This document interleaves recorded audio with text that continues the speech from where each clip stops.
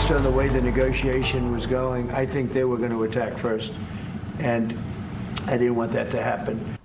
To the latest in the ongoing war in the Middle East, last night President Trump providing some insight into his decision to strike Iran, clarifying that he was not influenced by Israel. Administration officials say they acted preemptively under the belief that Iran was planning on that first strike.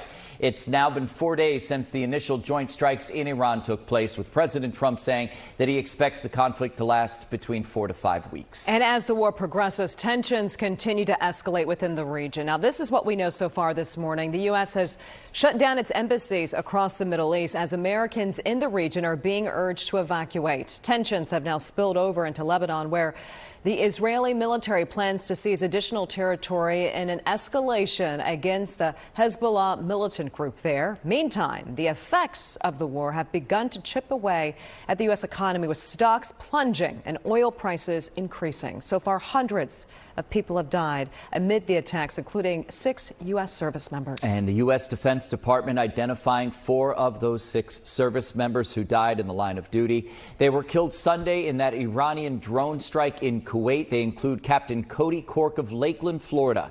Cork was 35 years old. He enlisted in the National Guard in 2009, commissioned as a military police officer in the Army Reserve in 2014, then deployed to Saudi Arabia in 2018, Guantanamo Bay, Cuba in 2021, and Poland in 2024. Reactions from Florida lawmakers are pouring in this morning. Senator Rick Scott posting on social media, "Our hearts break from the loss of Captain Cody Cork. Ann and I offer our deepest condolences to his family and extend the endless gratitude of our state and nation for which he made the ultimate sacrifice to protect." Nikki Fried, who is chairwoman of the Florida Democratic Party, offering her condolences, saying in part, "Our thoughts and prayers are with his family, loved ones, and fellow soldiers.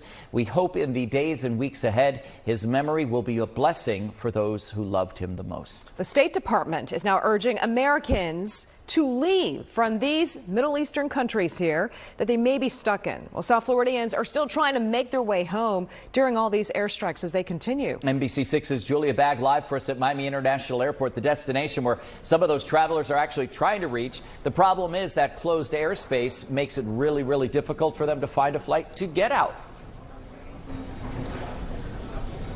It does, Chris. It's a frustrating and scary reality for so many Americans still stuck in the Middle East, just trying to get out of firing range, perhaps trying to find a flight right here to MIA, as we've been speaking to some South Floridians still trying to do that. And Secretary of State Marco Rubio has said that the U.S. government will help get Americans out of harm's way. Right now we have about a little over 1,500, maybe closer to 1,600 Americans requesting assistance, and we know that we're going to be able to help them.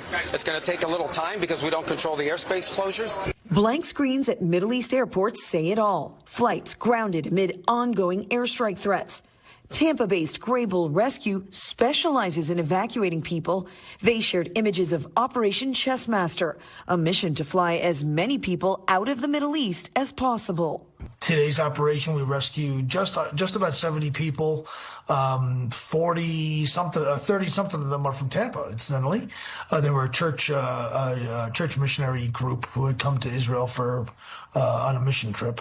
Flights are being diverted around Iran's airspace, with the State Department warning U.S. nationals to depart now in an alert stretching to countries across the Middle East and impacting thousands of Americans, including our own NBC6 executive producer Liana Saldana, who's still trying to get home from Dubai. Our flight to Miami has been canceled. We were rebooked for another day. However, that could be also canceled. And Rubio is saying that it is critically important for Americans in the Middle East to maintain contact with U.S. government officials. That way they can be reached in case a flight opens up. However, government help has been quite limited. That is what we're hearing from South Floridians, particularly who are stuck in the Middle East. And we'll talk more about that coming up in our next half hour. Live at MIA, Julia Bagg, NBC6 News.